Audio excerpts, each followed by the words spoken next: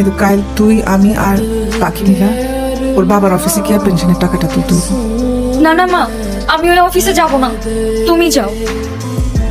স্যারের সাথে কেউ দেখা করতে আসলে বাইরে 3-4 ঘন্টা অপেক্ষা করতে হয়। স্যার যেই শুনছে পাখির মারছে আমারে কইলো যাও যাও তাড়াতাড়ি ভিতরে নিয়ে আসো। স্যার আপনারা অনেক পেনশনের ব্যাপারটা আমি যত দ্রুত সম্ভব চেষ্টা করবো যে 1 সপ্তাহের মধ্যে ক্লিয়ার করে দিতে। আপনারা এটা নিয়ে কোনো চিন্তা করবেন না। আচ্ছা, এটা যত দ্রুত সম্ভব প্রসেস করার ব্যবস্থা করুন।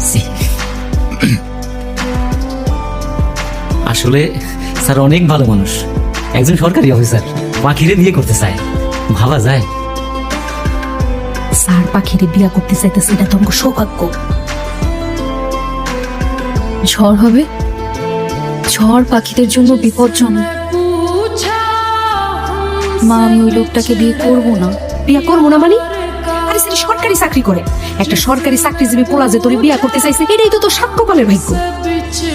পোলা ডিভোর্সি, আর যদি ডিভোর্সি না হইতো তাহলে তোর মতো মাইয়া বিয়া করতে যাবো কে? সে তো মন্ত্রী মিনিস্টারের মাইয়া বিয়া করতো। মা, আমি গ্রামে যাব। এই, গ্রামে যাবো মানে কি? গ্রামে যায় তুই কি করবি? হ্যাঁ বুবু, তোমার মাইয়া গ্রামে যায় কি করবো? মায়ের ছেলেকে বয়স একটু বেশি হয়, তুই রাজি হয়ে যা। আমি তোর মা, আমি তোর খারাপ চাবো ক? মা, বিয়ে যদি করতেই হয় আমি মনির ভাইকে করব। একটা থাপ্পড় দিয়ে দাঁত সব ফালাই দিন, জ্যান্ত পুইতা ফালা।